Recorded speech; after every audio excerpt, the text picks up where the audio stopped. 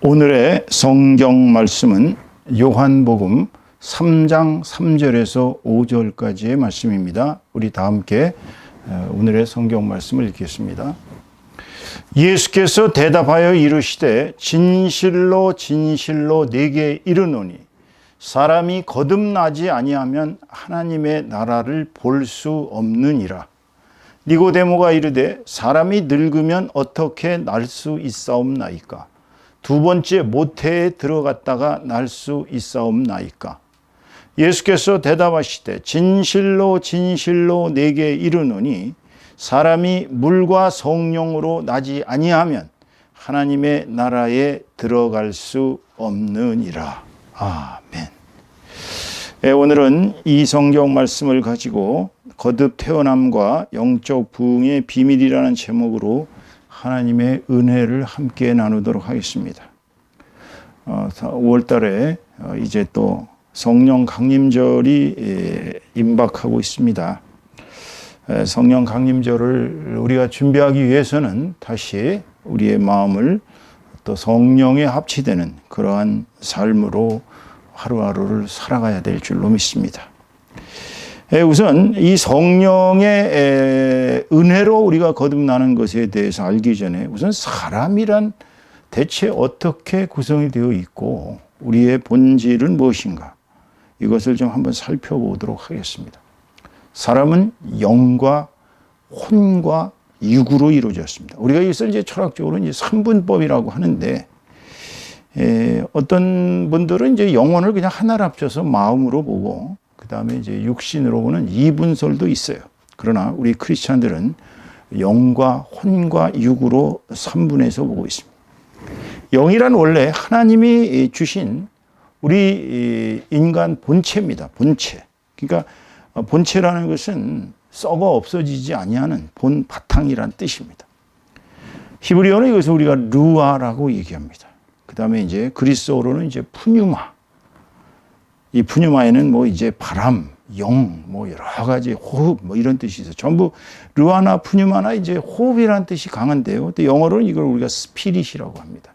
이거는 하나님께서 우리 인간을 창조하실 때에 보통 피조물들은 그냥 흙으로 빚으셔서 이렇게 다 살게 해 주셨지만 인간만은 하나님께서 우리 코에다가 호흡을 불어 넣으셨다고 얘기하고 있거든요.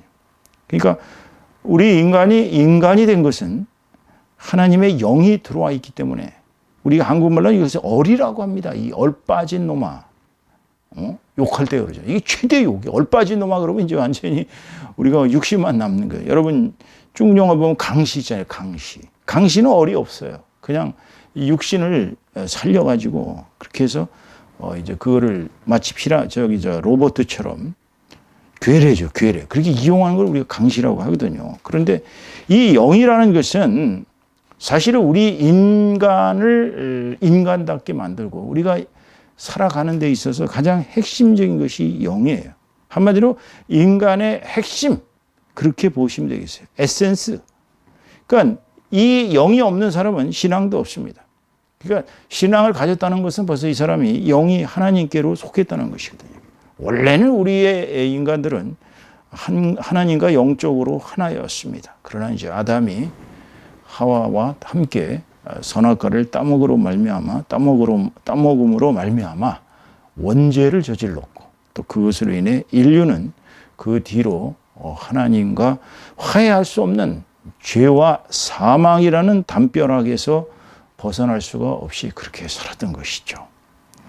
계속 타락해오던 인간들은 결국은 예수 그리스도라는 하나님의 말씀으로 계셨던 하나님의 로고스, 하나님의 말씀이 이 땅에 인간의 모습을 하고 온 뒤로 그분을 통하지 않았더라면 그분이 십자가에서 순교당하시고 또 그곳에서 우리 인류를 위한 십자가의 보혈의 피로 우리를 깨끗게 하셨기 때문에 우리가 예수의 피를 믿는 사람, 예수를 믿는 사람은 아담의 원죄로부터 벗어나서 이제 새로운 하나님의 자녀로서 입적이 되게 되는 것입니다.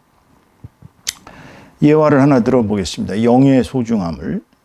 파스칼하면 우리가 빵세라는 책으로 잘 알고 있습니다만 이분은 원래 프랑스의 수학자이고 종교 철학자입니다.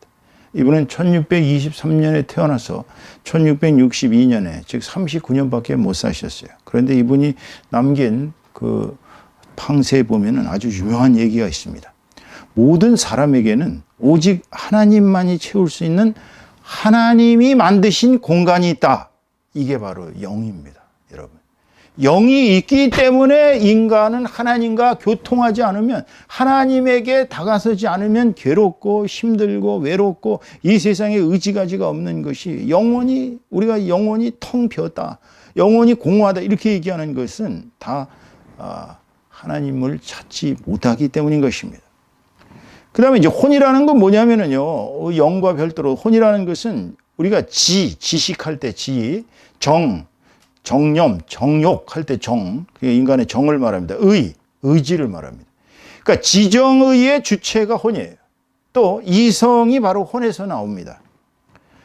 예화를 또 들어드린다면, 칸트의 순수 이성 비판은 아시다시피 인류가 낳은 가장 어려운 철학책 중에 하나인데, 칸트의 순수 이성 비판의 핵심적인 주장은 뭐냐면, 이성이 경험을 넘어서는 순간 인간이 자유가 있느냐, 아니면 인간은 그 자유를 도저히 행사할 수 없는 어떤 불가항력적인 힘에 의해서 그 의지가 이끌려 다니느냐라는 자유의 문제, 또 시간은 무한하냐, 공간은 무한하냐, 시간은 영원하냐 하는 무한성과 영원성의 문제, 또 하나님은 과연 존재하느냐, 하나님은 존재하지 않느냐, 또 영원은 불멸하냐, 영원은 사멸하냐, 이러한 것들을 우리가 이성이 대답할 수 없는, 경험으로서 할 수 있는 게 아니라는 거예요. 이런 것들은 전부 변증적이라는 건 그냥 생각뿐으로 이루어지는 것이지 실체가 없는 것을 이제 변증적이라고 합니다. 그러니까 이런 변증적인 이성의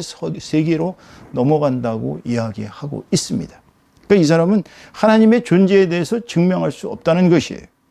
그건 이성이 알 수 없는, 그냥 이성이 자체적으로 계속 이렇게 하다 보면, 이게 진짜 하나님이 있을까? 이런 식으로 그냥 사변적인 세계 속에서만 이걸 갖다가 자꾸 머리를 돌리다 보면 경험을 넘어서는 그런 황당무계한 그런 변증적 세계로 들어가기 때문에 이성은 더 이상 그런 데로 가면 안 된다는 거예요. 그러면서 그런 거는 그냥 도덕이나 아니면 신앙, 종교죠. 도덕이나 종교를 위해서 그냥 목적의 왕국, 그런 게 있으면 얼마나 좋으냐 하는 하나의 패러다임, 하나의 원형으로 그냥 놔두고 인간은 경험의 한도를 벗어나면 안 된다. 이것이 칸트의 순수이성 비판의 핵심적인 내용입니다. 더 이상 이게 보실 것도 없어요, 사실. 뭐 복잡하기가 말도 못하게 복잡합니다만 기가 막히게 사람들을 그렇게 해서 끌어들이고 있어요. 또 우리가 동양 철학하면 이제 유학이 가장 그래도 이 심성론에는 아주 정교한 사상인데요. 유학에서는 뭐라고 얘기하냐면 이 혼을, 우리 인간에게 선천적인 도심이 있다는 거예요. 이 도심이 바로 도덕성, 인간에게는 도덕성이 있다는 거예요. 그 다음에 이걸 이제 사단 칠정론으로 하면 사단이라고 해서 인의 예지라고 합니다. 인자함, 그 다음에 의로움, 예가 있음, 또 겸양하는 거, 이런 거, 시비를 판단할 수 있는 능력이 있다. 이게 이제 사단이라고 해요. 그리고 이것을 우리가 이제 공심이라고 합니다. 공심. 그러니까 공으로 돌아가는, 그러니까 내 사리사욕을 벗어나서 어떤 전체의 이익을 위해서는 자기를 버릴 수 있는 이런 공심, 이게 선천적인 도심이라고 그러는데, 인간은 이런 선천적인 도심이 있어가지고 인간의 그 본능적인 욕심, 우리가 욕망이라고 하죠. 이것을, 또는 사심, 이거를 이제 사단 칠정론에서는 칠정이라고 합니다. 시로, 애오욕 이렇게 해갖고 칠정을 이기는 것이 마음의 수양이래요. 그러니까 도심이 욕심을 이기면 그 사람은 마음의 수양이 된 사람이고, 그 유명한 토종비결선 이지암 선생 같은 경우는 하숙집 여주인이 미모가 아주 뛰어난 여자인데 남편이 장사 나간 사이에 이지암 선생을 유혹하기 위해서 갖은 교태를 부리면서 유혹을 했더니 이분은 떡하니 그 여인을 이렇게 달래죠. 천륜이라는 것이 얼마나 중요한지, 결혼이라는 것이 얼마나 엄숙한 것인지를 가르치면서 이 여인이 눈물을 쏙 빼놓게 만듭니다. 그 남편이 수상해서 가는 척 하다가 뒤돌아서서 그 방을 봤는데 이지암 선생이 그렇게 자기 아내를 가르치는 걸 보고 와, 이걸 좀 와서 보라고 서화담 선생한테 찾아가서 서화담 선생을 데리고 와서 그 장면을 보여줍니다. 그러니까 서화담이 이지암 선생한테 얘기하죠. 너는 나한테 이제 더 이상 배울 게 없다. 가도 괜찮다. 이게 바로 유학의 정신이에요. 선천적인 도심이 후천적인 인간의 그러니까 이것도 선천적인 것이죠. 선천적인 욕망, 욕심을 이겨내는, 그래서 살을 이기고 공으로 돌아간다. 이게 이제 유학의 정신이에요, 여러분. 그런데 물론 유학 좋죠. 근데 문제는 이제 구원은 없죠. 유학은 사후의 세계에 대한 구원론이 없습니다. 자, 두 번째로 인간이란 어떤 존재인지 한번 보겠습니다. 인간은 근본적으로 하나님을 찾을 수밖에 없어요. 하나님의 자녀입니다. 하나님의 피조물이었어요. 하나님을 찾고 하나님을 숭배하며 하나님께 영광을 돌려드리는 삶을 살기를 원해요. 그렇지만 아담의 원죄 이후 인간은 영적으로 하나님과 멀어졌습니다. 담이 생겼어요. 혼적으로, 육적으로는 혼은 이성이 최고고 육은 감성이 최고거든요. 그러니까 이성과 감성을 충족시키는 생활을 하게 돼요. 그리고 결국은 어떻게 돼요? 우리의 삶은 하나님으로부터 벗어나서 죄와 허물과 과실과 음탕함과 온갖 죄를 짓는 생활을 하게 되는 것입니다. 그래서 갈라디아서 5장 19절에서 사도는 이렇게 얘기하고 계시죠. 육체의 일은 분명하니 곧 음행과 더러운 것과 호색과 우상 숭배와 주술과 원수 맺는 것과 분쟁과 시기와 분냄과 당짓는 것과 분열함과 이단과 투기와 술 취함과 방탕함과 또 그와 같은 것들이라.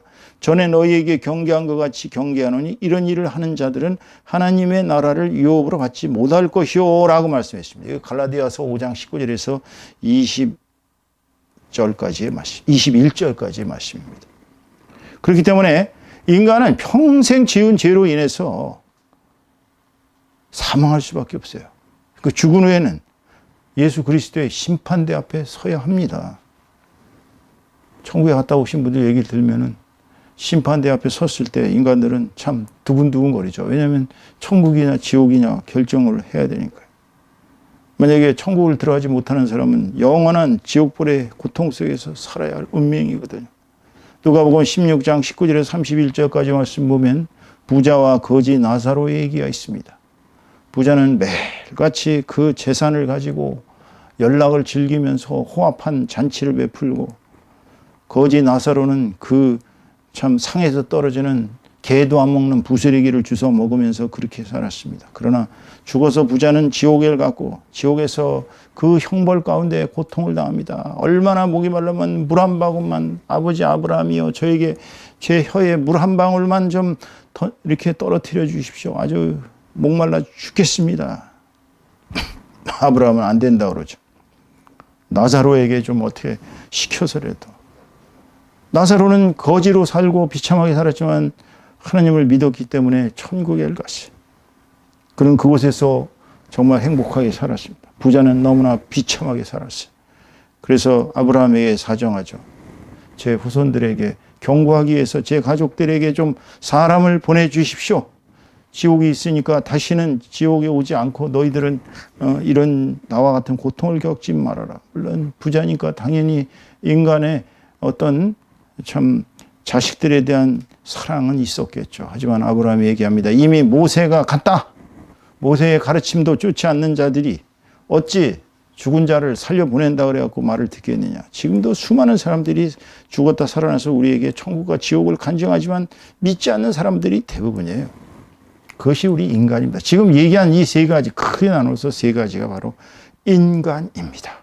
첫째는 영과 혼과 육으로 이루어진 것이 인간이며, 두 번째로는 하나님을 찾고 싶어도 이미 원죄로 인해 하나님과 멀어져서 우리는 결국 이성과 감성을 만족시키는 욕망의 삶을 살다가 결국은 죄와 사망으로 몰락할 수밖에 없는 것. 그리고 인간은 결국은 사망에 이르고 죽어서는 예수 그리스도의 심판대 앞에 서야 하는데, 우리가 천국에 들어가지 못하면 영원한 지옥불의 고통 속에서 그렇게 살아가야 할 비참한 운명, 그것이 인간이라는 것입니다. 지금까지 얘기한 것이. 자, 그렇다면 오늘 주제의 핵심, 오늘은 무슨 얘기를 드리고 싶었다고요? 성령에 의한 거듭남, 이 비밀, 거듭 태어남의 비밀을 저는 말씀드리고 싶은 것입니다. 이것은 예수 그리스도의 말씀을 해석하는 것이지 제 인간 한상윤 목사가 제 멋대로 해석한 것이 아닙니다. 자, 우리 본문 3절을 한번 읽어볼까요? 본문 3절은 예수께서 대답하여 이르시되 진실로 진실로 네게 이르노니 사람이 거듭나지 아니하면 하나님의 나라를 볼 수 없느니라. 그러니까 거듭나지 아니하면 조건제를 거듭나지 아니하면 하나님의 나라를 볼 수 없다. 거꾸로 얘기하면 거듭나면 하나님의 나라를 볼 수 있다는 거예요. 여기서는 하나님의 나라에 들어가는 것이 아니라 하나님의 나라를 볼 수가 없다 그랬어요. 이 얘기를 참 잘 생각하셔야 됩니다. 하나님의 나라를 볼 수 있다는 게 뭐냐? 볼 수 없다는 게. 자, 이거를요, 그리스도 원어 성경을 제가 엑서지스를 해보니까 그리스도 원어 성경에서는 이거는요, 누구라도 위로부터가 그리스도로 아노센이라고 합니다. 이거는 이제 영어로 번역한 것이 from above예요. 위로부터. 그러니까 누구라도 위로부터 태어나지 않으면 하나님의 나라를 볼 수 없다. 이렇게 돼 있어요. 그러니까 지금 우리가 읽은 거하고 원어하고는 완전히 의미상 차이가 있어요. 원어에는 사람이 거듭나지 아니하면 그랬거든요. 거듭나지 아니하면이 아니라 뭐라고요? 위로부터 나지 아니하면 그랬거든요. 위로부터 나지 아니하면. 위로부터 난다는 게 무슨 뜻이에요? 하나님께서 만세전부터 택정하신 백성. 즉 하나님의 백성들만이 하나님의 나라를 볼 수 있다 이런 얘기예요. 무슨 얘기 잘 하셔야 됩니다. 100명이 있는데 100명이 다 하나님의 나라를 보는 게 아니라 그 중에 하나님으로부터 난 자들, 위로부터 난 자들만 하나님의 나라를 볼 수 있어요. 그러니까 지금 현실에서는 내가 거지고 창녀고 죄인이고 내가 그야말로 세리고 당시에 온갖 죄악의 그런 자식들이 되레 예수 그리스도를 말씀을 듣자마자 회개하고 바로 예수를 믿게 됐어요. 하나님의 나라를 볼 수 있었어요. 그 사람들이 뭐예요? 그 사람들이 와도 위로부터 난 자들입니다. 그런데 땅으로부터 난 자들, 유대인들 죽었다 깨어나도 예수를 믿을 수 없는 사람들은 위로부터 나질 않았기 때문에 그래요. 그 사람들은 그냥 멸망의 자식들, 사단의 자식들인 것입니다. 여러분은 위로부터 난 자입니까? 아래로부터 난 자입니까? 자, 이제 본문 4절을 살펴봅니다. 본문 4절은요. 자, 이렇게 얘기하고 있습니다. 니고데모가 이르되 사람이 늙으면 어떻게 날 수 있사옵나이까? 두 번째 모태에 들어갔다가 날 수 있사옵나이까? 자, 이 사람은 이 성령에 의한 거듭남이라는 그 의미를 전혀 지금 뭔 말인지 예수님의 말이 위로부터 나지 아니하면 하나님의 나라를 볼 수 없다 그랬더니 거듭나다니 어떻게 거듭나냐? 사람이 어떻게 늙어가지고 다시 엄마의 뱃속으로 그 자궁 속으로 들어갔다가 다시 나느냐라는 그런 육체적인 사고를 지금 하고 있습니다. 그러니까 이건 니고데모를 잘못했다고 볼 수가 없어요. 왜냐하면 이 사람이 해석하는 것은 육체적인 제2의 출생이 돼야만이 구원받느냐. 지금 그 얘기거든요. 그런데 주님께서는 본문 5절 말씀에서 바로 니고데모의 생각을 고쳐주십니다. 보세요. 5절 다시 읽습니다. 예수께서 대답하시되 진실로 진실로 내게 이르노니 사람이 물과 성령으로 거듭나지 아니하면 하나님의 나라에 들어갈 수, 여기서는 하나님의 나라에 본다는 게 아니라 하나님의 나라에 들어갈 수 없느니라 그랬어요. 거꾸로 얘기하면 하나님의 나라에 들어가려면 물과 성령으로 거듭나야 한다. 물과 성령으로 나야 된다 얘기예요. 자, 물과 성령으로 난다는 게 무슨 뜻입니까? 물은 원래 아시다시피 씻어내는 작용을 합니다. 이 세상에 더러운 것을 씻을 수 있는 것은 물이에요. 그렇죠? 물이 얼마나 우리를 정갈하게 합니까? 여기서 얘기하는 물로 세례를 받는다는 건 죄 회개를 거쳐 세례를 받는 것이 바로 물로 나는 것입니다. 물로 나는 것은 누가 시작했어요? 요한이 시작했죠. 그래서 요한이 시작한 것은 물의 세례입니다. 회개의 세례예요. 네 죄를 자복하라. 요단강가에 나온 사람들은 세례 요한의 앞에 와서 자기 죄를 다 회개를 했습니다. 회개를 하고 요한이 물속에다 집어넣고서 푹 빠진 다음에 다시 이렇게 해서 그가 이제 세례를 받고 천국 시민의 기본적인 예비 시험에 통과했음을 의미하고 있습니다. 그러니까 지금 이것은요, 죄 회개를 했다는 것이지 이 사람이 천국 시민이 됐다는 것은 아니에요. 왜? 1차 관문을 통과했거든. 운전면허 시험 볼 때 여러분 필기 시험 봤다고 그 사람 운전면허 줍니까? 안 줘요. 그 언제 운전면허 시험을 줘요? 그 사람이 필기를 통과하고 나서 실기를 해서 실기 검사에 완전히 통과되어 갖고 뭐 S자 뭐 이상한 거 많이 하던데 지금 어떤지 모르겠습니다. 제가 운전면허 받을 때 저도 한 번 떨어지고 두 번째 붙었는데 참 힘들게 붙었어요. 돈도 많이 들어서. 한국 운전면허 시험은 비싸더라고. 근데 여러분 그 실기 시험에서 합격을 해야, 그래야 그 사람에게 운전면허를 정식으로 주듯이. 자, 운전면허의 이 이론적인 거, 그러니까 이 필기 시험은 이제 우리가 물의 세례라고 볼 수 있어요. 그렇지만 근본적인 것은 성령의 세례. 그러니까 성령으로 난다는 의미는 성령의 세례를 받는다는 것입니다. 물 세례를 받은 사람이 아직 완전한 천국 시민은 아니에요. 뒤에 반드시 어떤 세례를 받아야 돼요? 성령의 세례를 받아야 합니다. 여러분 지금 성령 세례 받으셨어요?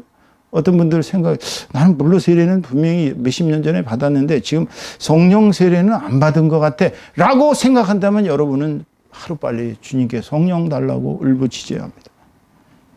제가 보스턴에서 전도사를 심호할 때 어떤 집사님, 어머님이 성령 받은 장면을 얘기를 하는데 참 감동적이더라고요. 이분이 밤낮을 3일간을 울며 불며 주님께 성령을 주십시오 라고 외쳐댔다고 합니다. 밥도 잘 안 먹고 주여 성령을 보내주시옵소서 하고 계속 울부짖었다는 거예요. 그래도 3일 동안 전혀 성령이 오실 기미가 없으니까 일주일 내내 울며 불며 기도해서 결국 일주일 만에 성령의 세례를 받으셨다고 합니다. 성령을 받으셔야 합니다, 여러분. 사도행전 19장 1절에서 7절 보면 이런 말씀을 기록하고 있습니다. 아볼로가 고린도에 있을 때 바울이 윗지방으로 다녀 에베소에 와서 어떤 제자들을 만나 이르되 너희가 믿을 때에 성령을 받았느냐? 이르되 아니라 우리는 성령이 계심도 듣지 못하였느니라. 바울이 이르되 그러면 너희가 무슨 세례를 받았느냐? 대답하되 요한의 세례니라. 바울이 이르되 요한이 회개의 세례를 베풀며 백성에게 말하되 내 뒤에 오시는 이를 믿으라 하였으니 이는 곧 예수라 하거늘 그들이 듣고 주 예수의 이름으로 세례를 받으니 바울이 그들에게 안수하며 성령이 그들에게 임하심으로 방언도 하고 예언도 하니 모두 12사람쯤 되느니라. 자, 그들은 요한의 세례, 회개의 세례만 알았지 성령의 세례를 몰랐어요. 근데 사도 바울이 와서 안수하니까 성령의 세례가 임했습니다. 성령의 세례를 받은 사람은 어떤 것입니까? 첫째, 방언을 할 수 있습니다. 근데 방언을 꼭 세례받은 사람은 다 방언해야 되는 건 아닙니다. 그건 잘못 생각하는 거예요. 어떤 분은 예언을 합니다. 막 우리가 그 구약에도 나오잖아요. 사울왕, 초대 이스라엘 왕 사울왕은 하나님께서 다윗이 집권하기 전에 제1대 왕으로 세우셨는데 선지자 사무엘이 그에게 안수하니까 그가 예언자들 그룹에 섞여서 사울이 막 하면서 예언을 하고 가니까 예언자들 섞여가지고 그러니까 사람들이 사울도 예언자들 중에 있느냐라는 유명한 얘기가 있다고 합니다. 예언을 하는 것이 또 성령 받은 사람의 특징. 성경을 잘 가르치는 은사가 생깁니다. 전도의 은사가 생겨요. 사람들만 만나면 막 전도를 하고 싶어요. 사람들만 만나면 그냥 주의 말씀을 전합니다. 또 해외에 나가서 잘 알지도 못하는 외국인들한테 막 주의 복음을 전합니다. 이게 성령이 임한 거예요. 또 구제를 열심히 하는 사람들이 있습니다. 불쌍한 사람도 보면 자기 걸 정말 애틀에도 벗어서 줘야 되고 이런 게 성령이 임한 거예요. 또 교회를 위해서 엄청 열심히 헌신합니다. 교회가 나의 고향처럼 아주 교회를 위해 끝없이 헌신합니다. 세 번째로는 막 입만 열면 찬양을 너무너무 좋아해서 찬양을 하게 됩니다. 이 찬양의 은사죠. 이런 것이 성령이 임하신 증거입니다, 여러분. 그러니까 성령이 임했다는 것은 꼭 뭐 방언만 해야 성령이 임한 것이 아니라 주의 성령의 임하심으로 말미암아 사람들은 이제는 내가 이 세상에 속한 것이 아니요. 여태까지는 이 세상의 부와 기와 영화를 쫓았다면 이제부터는 하나님의 나라를 위해서 내가 살고 하나님을 영광되게 하기 위해서 살고 하나님이 나에게 주신 미션을 위해서 살고 하나님의 성령과 예수 그리스도의 성령과 나는 하나다라는 마음가짐으로 그렇게 살아가는 것입니다. 이것이 바로 거듭 태어남의 비밀인 것입니다. 첫째 어떻게 하라고요? 물로 세례를 받는 건 회개의 세례입니다. 회개하고 세례받고 그 다음에 주님께 성령을 받습니다. 성령을 받고 이제 성령 가운데서 하나님의 성령, 예수 그리스도의 성령, 성도의 성령은 성령이라는 전체 안에서 하나입니다. 이것을 하나님과 예수님과 성도님들이 성령님 안에서 하나가 되는 것입니다. 이것을 위해서 우리는 매달 또는 매주 수시로 성만찬을 하는 것이죠. 성만찬은 바로 예수 그리스도와 성령 안에서 하나가 되는 의식을 매달 치르는 것입니다, 여러분. 자, 그러면 이제 우리가 세 번째로 어떻게 하면 영적으로 부흥할 수 있는가? 영적 부흥의 비밀을 말씀드리겠습니다. 사실 이제 우리가 거듭 태어났습니다. 이제 세례를 통해서, 물의 세례를 통해서 성령이 우리에게 와서 성령의 세례를 통해서 하나님과 하나 되었어요. 이제 우리에게 중요한 것은 세상적인 성공이 아닙니다. 이제 억지로 드렸던 예배가 아니라 즐거운 예배가 됩니다. 하나님께 드리는 예배가 우리의 생활을 풍족하게 한다는 확신이 있고 하나님과 함께 동행하면서 사는 것이 이 지상의 무쌍한 행복이라는 것을 깨닫게 됩니다. 그런데 그렇다면 우리가 살다 보면 영적으로 부흥이 되는 게 아니라 영적으로 침체되는 걸 계속 느껴요. 그건 왜 그러느냐? 여러분, 그것은 실천이 부족해서 그래요. 우리가 검사가 되기 위해서, 소위 이제 검도를 잘하는 검도인이 되기 위해서는 동작 하나를 가지고 수백 번, 수천 번, 수만 번을 똑같은 동작을 똑같이 해야 익숙해지듯이 우리가 태권도도 그렇잖아요. 태권도 기본형은 있지만 그 기본형을 활용을 하기 위해서는 어떻게 해야 돼요? 수만 번의 연습을 해야 됩니다. 신앙도 마찬가지. 매일매일 실천하는 신앙이래야 영성이 자라나는 것이지 실천 안 하는 영성은 자랄 수가 없어요. 그렇기 때문에 첫 번째로 영적 부흥의 비밀은 첫째, 믿고 실천하는 자가 되어야 됩니다. 야고보서 1장 22절에 보면 너희는 말씀을 행하는 자가 되고 듣기만 하여 자신을 속이는 자가 되지 말라라고 사도가 경고하고 있습니다. 말씀을 행해야지 듣기만 하고 행하지 않으면 속이는 거예요. 누가복음 6장 46절에서 49절까지 말씀을 보면 주님께서 반석 위에 집을 지은 자가 되고 그 모래 위에다가 집을 져서 바람이 불고 이렇게 창수가 나면은 망해가는 그런 집을 짓지 말라고 경고하십니다. 반석 위에 집을 지은 자. 이건 무슨 얘기예요? 즉 주님의 말씀을 지키고 실천하는 자가 되라는 뜻입니다. 요한복음 14장 14절에서 15절까지 말씀 보면 주님께서는 너희는 서로 사랑하라. 새 계명이 주님께서 주신 것은 서로 사랑하라는 거예요. 그러니까 서로 사랑하는 삶을 살 때의 영성이 풍부해지는 것입니다, 여러분. 여러분이 서로 사랑하지 않는데 영성이 풍부해질 리가 없어요. 두 번째로 영적으로 거듭 태어나야 혼적으로나 육적으로도 거듭 태어납니다. 중요한 것은 영이에요. 영이 죽으면 우리의 혼도 죽고 우리의 육신도 죽습니다. 영이 살면 우리의 혼도 살고 육도 살아요. 그렇기 때문에 지금 여러분이 힘들고 고통스럽고 아프고 불만과 불안과 질병과 환난 가운데 있다면 여러분은 지금 영적으로 거듭 태어날 때인 것입니다. 예화를 좀 들어드리겠습니다. 어거스틴은 354년에서 430까지 산 유명한, 여러분도 알다시피 초기 그리스도교의 변증가입니다. 그는 원래 17살 때 여인하고 같이 동거생활하면서 자식을 낳았을 만큼 그렇게 아주 호랑방탕한 사람이었습니다. 원래 이 사람은 그 페르시아의 조로아스트교, 배화교죠. 배화교의 일종의 전도사였어요. 그는 당시에 그 변호사 자격을 가지고 그 조로아스트교의 그런 뭐라 그럴까요? 변증가 역할을 했습니다. 어머니 모니카는 허구한 눈물을 흘리면서 자기 아들이 예수 그리스도를 믿게 해달라고 그랬지만 죽었다 깨어나도 믿을 가능성이 없었어요. 그는 아무리 해도 이 허랑방탕한 생활을 청산할 수 없었습니다. 어머니는 울면서 매일 기도하고 암브로시스 주교에 찾아가서 제 아들을 어떻게 하면 좋습니까? 주교님 하고 상담을 하니 주교는 얘기합니다. 부모가 무릎을 꿇고 자식을 위해서 기도하는 자식이고 잘못된 자식이 없으니까 믿고 기다려보라고.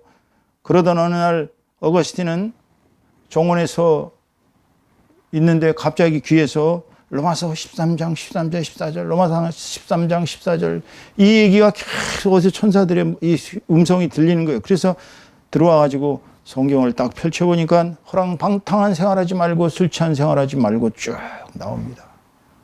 그때 충격받아갖고 어거스틴은 완전히 회심을 하게 됩니다. 그러면서부터 거듭났어요. 그래서 그는 그 가진 지식을 활용해서 초기 기독교를 이단들로부터 방어한 위대한 기독교 초기 변증가 사상가가 되었어요. 물론 주교도 지냈죠. 두 번째 예화는 아도니람 저드슨이라는 사람입니다. 이 사람은 1788년에서 1850년에 살았던 미국 최초의 해외 선교사입니다. 이 사람은 그냥 편한 목사직이 보장되어 있었어요. 그런데도 그는 아무도 믿지 않는 그런 버마의 선교사로, 지금의 미얀마입니다. 미얀마의 선교사로 가서 수십 년간을 활동을 했습니다. 이 사람이 회심한 동기는 자기가 다니던 당시에 이제 브라운 대학교인가 그렇습니다. 그런데 가장 수재였던 친구, 가장 공부를 잘하고 가장 뛰어났던 친구를 우연히도 만난 것이 아니라 어느 날 중간에 어느 호텔에, 이제 모텔쯤 되겠죠. 호텔에서 잠을 자는데 옆방에서 계속 어느 젊은이가 콜록콜록대고 막 이렇게 막 죽어가는 거예요. 그래가지고 너무 끔찍해가지고 소리가 잠을 못 이뤘습니다. 그래서 아침에 어떻게 됐는가 하고 여관집 주인한테 물었더니 죽었다는 거예요. 그래서 그 친구를, 그 사람을 가서 보니까 자기의 절친한 대학교 때 친구였습니다. 충격을 받았어요. 예수를 가장 부정하던 사람, 불신자, 그런 친구가 그렇게 끔찍한 폐결핵으로 죽게 된 것입니다. 그 이후로 아도니람 저드슨은 예수 그리스도를 믿고 이제 선교사로 평생을 바치겠다고 헌신을 합니다. 이것이 거듭난 거예요. 무디라는 사람은 또 어땠습니까? 이 사람은 1837년에서 1899년까지 살았던 사람입니다. 이 사람은 초등학교 5학년까지 공부한 게 전부예요. 구두공이었습니다. 구두 수성공이었어요. 그런데 그는 구두 닦기였죠. 구두 닦기. 주일학교 교사로부터 이제 초빙을 받아가지고 주일학교를 다니면서 그는 성경을 공부했습니다. 그래서 그는 이렇게 말했습니다. 결국은 성서는 당신을 죄로부터 지켜줄 것이다. 그렇지 않으면 죄가 당신을 성서로부터 지켜줄 것이다. 그런 어린이 사역에 치중해서 수많은 어린아이들에게 복음을 전했습니다. 시카고 빈민가의 교회를 설립했고 평신도로서 전도자요 설교가로서 세계적인 부흥사가 되었습니다. 싱이라는 그런 유명한 찬양가와 함께 세계를 다니면서 주의 복음을 전했어요. 그래서 그는 무디스 성서학교를 세웠고 마운틴 허먼 학교를 설립했어요. 이 사람은 초등학교 5학년 학력을 갖고 예수 그리스도에 대한 복음에 헌신했던 그러한 회심의 사람이었습니다. 길선주란 분은 여러분도 잘 아시다시피 우리 평양 신학교의 최초를 졸업한 목사입니다. 이분은 1869년에서 1935년까지 살았는데 무속인이었습니다. 원래 선도법에 심취해서 신통력까지 가졌던 아주 그쪽 방면에 대단한 사람이었어요. 그런데 28세에 선교사의 부흥에 참석했다가 기독교에 귀의했습니다. 이분이 평양 대부흥운동의 촉매가 된 것은 그분이 장로가 됐을 때 얘기예요. 목사가 아니라. 어떻게 해서 이분이 평양 대부흥운동의 촉매자가 되는지 아시는 분은 다 알 겁니다. 이분이 그때 사경회 때 고백을 합니다. 제가 여러분들 앞에 회개할 게 있다고. 그 사람들이 뭔가 그래서 궁금해서 그의 입술을 바라보았습니다. 그런 고백을 합니다. 친구가 나한테 거액을 자기 자식들을 돌봐달라고 큰 돈을 맡기고 일본으로 갔는데 내가 그 돈을 횡령했다고. 그래서 내가 호의호식하면서 살았다고. 그렇게 회개합니다. 다 돌판매질을 던질 줄 알았더니 한 사람 한 사람씩 일어나서 자기의 죄를 고백합니다. 이게 회개가 시작된 거예요. 그 막 울며 불며 평양 대부흥운동이 일어났습니다. 이게 성령의 역사예요. 이분은 평양신학교를 최초로 졸업하고 그 뒤에 3.1운동 때 민족 대표가 되었던 아주 한국 기독교 초기의 위대한 분이었습니다. 자, 영적 부흥을 위해서는 그 다음에 어떻게 해야 된다고 제가 말씀을 드렸죠. 비밀이 뭔가 지금 첫 번째 얘기했습니다. 첫 번째는 어떻게 해야 된다고 계속 실천하는 생활을 해야 된다고, 반복되는 삶을 계속 살면서 신앙을 실천해야 된다고 말씀드렸습니다. 두 번째로는 영적으로 거듭 태어나야만이 혼적으로 육적으로 거듭나기 때문에 영성을 확인하지 않으면, 영성이 자기에게서 죽어간다고 생각한다면 반드시 다시 영적 부활을 이루어야만 자기 육신이나 혼이 깨끗해진다고 말씀드렸어요. 세 번째로는 영적 부흥을 위해서는 계속 성화되는 삶을 살아야 하는 것입니다. 성화가 뭐예요? 성화는 계속 깨끗해지는 것입니다. 더럽혀진 죄가 하나하나 다 씻겨져 내려가는 것입니다. 이거는 어떻게 해야 돼요?